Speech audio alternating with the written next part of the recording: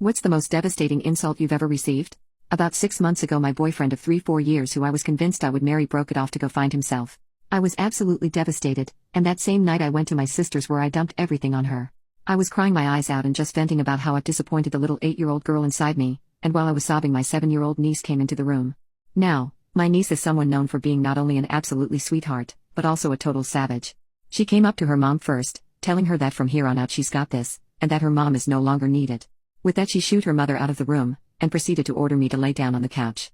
She then dragged a chair beside the couch and sat down, and before I could even speak told me she was going to talk about all my problems.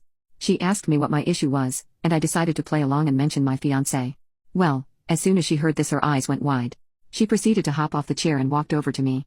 She asked me if she could take my hand, and I gave it to her thinking she was just going to hold it. Turns out, I was incredibly wrong.